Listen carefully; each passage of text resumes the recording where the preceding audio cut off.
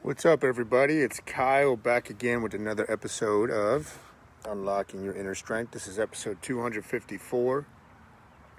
Had a great vacation down in Florida. We did a family road trip, which brought back a lot of memories, a lot of good stories on that. I'll probably do a couple episodes on that next week. Before I dive into this fasting episode, which I haven't done just a purely fasting-based podcast episode in a while, but I have a few topics I want to cover. Some public service announcements. We are having this has to be the 8th or 9th annual Fat Shredder Contest at Newell Strength. It begins on the 19th of this month. It's filling up. It's a great thing. It's 6 weeks. You get the fasting coaching if you want that. You get unlimited workouts with us. It's team-based. It gets you ready. We take you right up to Memorial Day weekend. So if you got, 10 to 20 pounds, you want to drop within that time frame, totally doable, and it could be also a launching point to something,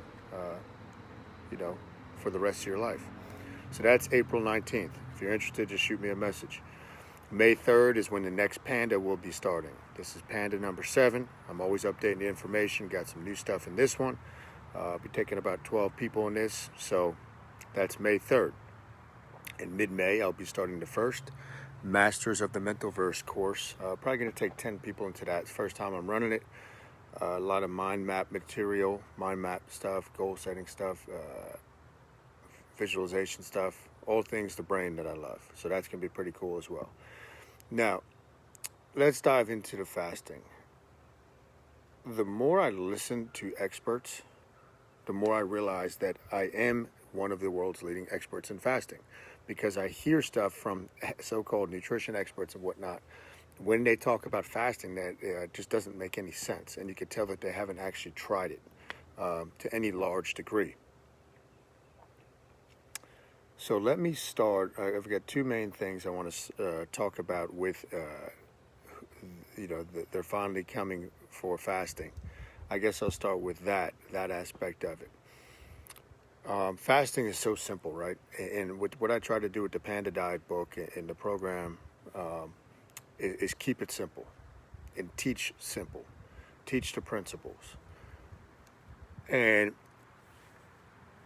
up until last week, it was like, okay, those people out there, right, that have the North American diet mentality, that review nutrition and dieting as a religion, they haven't necessarily been able to penetrate fasting, right? Because those that do try to do that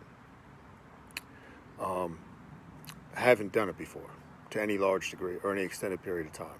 So they can't really speak about it, right? It just goes against their complexity, the stuff that they want to make more complex.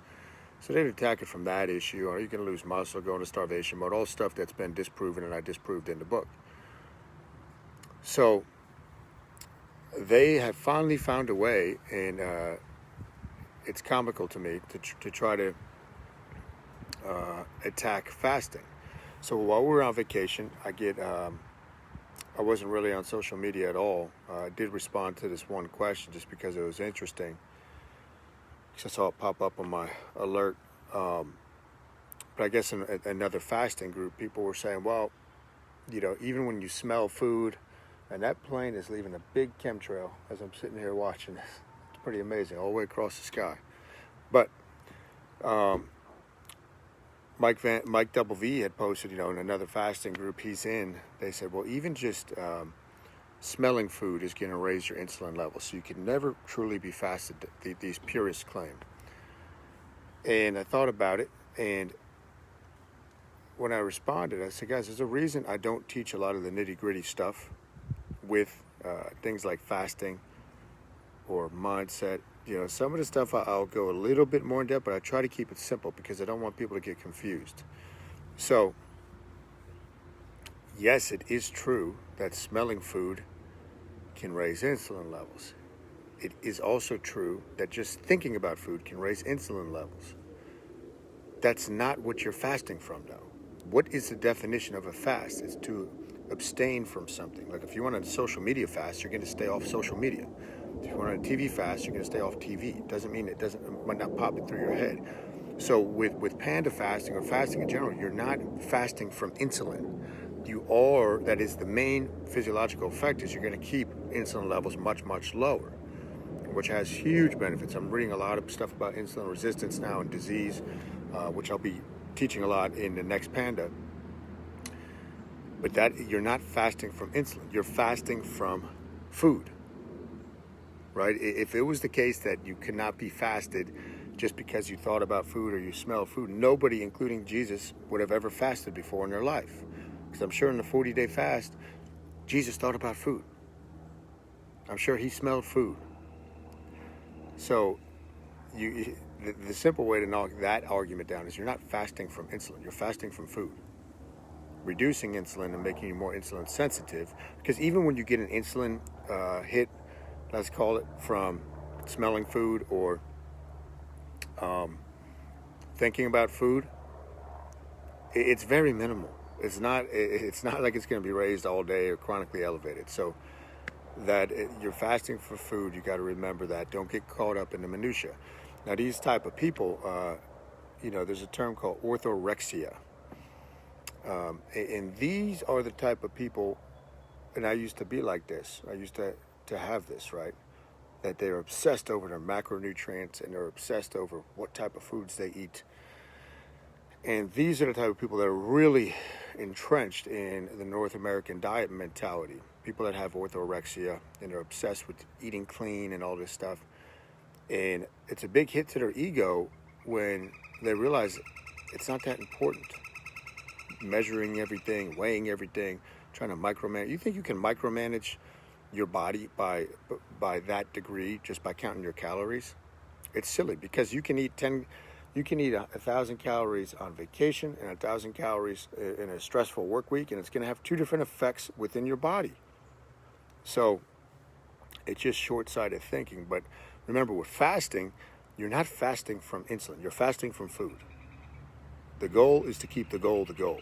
You could get so sidewinded and caught up with minutia and science that you would never begin. But I've had plenty of people that have gone through the Panda Challenge that the results speak for themselves. And yes, I know they think about food, they talk about food, they smell food, they see commercials when they're not eating, but the results speak for themselves. You're fasting from food.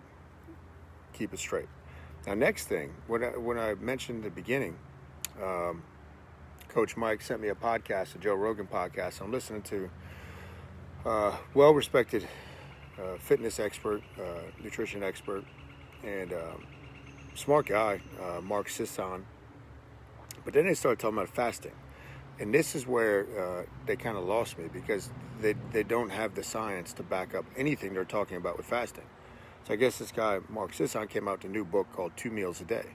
Now, first of all, nobody should be eating more than twice a day. I'm very adamant about that. You could eat more than twice a day, but if health is your main goal, nobody on the face of the planet should be eating more than twice a day. If health is your main goal. If you want to put on massive amounts of size, then I might tweak that a little bit. But I would still try to keep you in some type of fasted state for the majority of the time. But 2 meals a day was silly. And then Joe Rogan starts saying, well, what about muscle loss when you do these longer fasts? And, like a 3-day fast or a 4-day fast. He says, oh yeah, that's going to happen. But I don't advise people to do that. It's dangerous. 36 hours is probably the max that I would recommend for fasting. And meanwhile, this guy's wife does a 7-day fast every year, and she's completely fine, and he acknowledged that. So he's saying going beyond 36 is going to be dangerous for most people.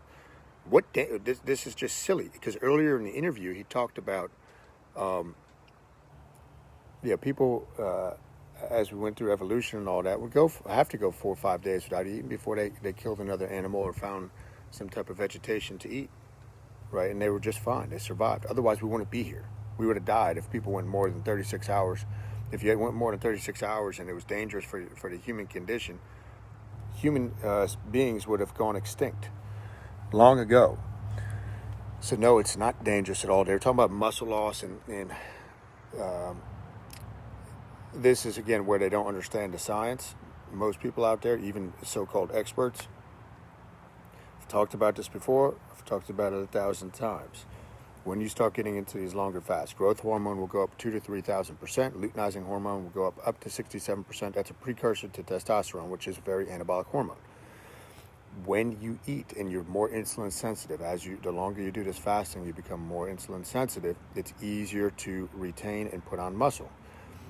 If you couple that with working out in a fasted state, that makes you more insulin sensitive as well. Now, what that insulin sensitivity does over compounding time, when you do eat, it's kind of directing and signaling the food where to go, and we want it to go more towards the muscle, not towards body fat. You can't do that if you're insulin resistant. You cannot shuttle it towards muscle. Now, when I did work with JB at Rutgers years ago, so that's 2003 now, 18 summers ago, that's pretty crazy. But these were high-level Division I football players, and they could get away, a lot of these guys, with eating whatever they want, eating as often as they wanted, and they would still be shredded. So they were blessed with great insulin sensitivity, let's say, and calorie partitioning. So calorie partitioning, again, is where is the food getting the signal? Where is it going? Fat or muscle, basically. So that's what I have for you guys with fasting.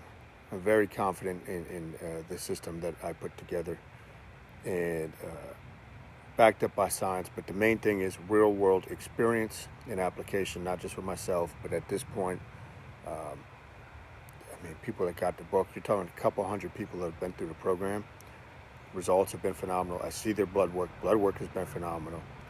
Mood and attitude improve. Sustainability, long-term habit formation is all there. So no, it's not dangerous. Yes, even if you think about food or smell food, you are still fasted because you're fasting from food, not insulin. Insulin is an effect. Okay, keeping insulin lower is an effect from fasting from food. So don't get that twisted. Just a reminder before I sign off, we have the Fat Shredder starting at Newell Strength April 19th. The next Panda Challenge is starting May 3rd. I'll start taking applications for that soon.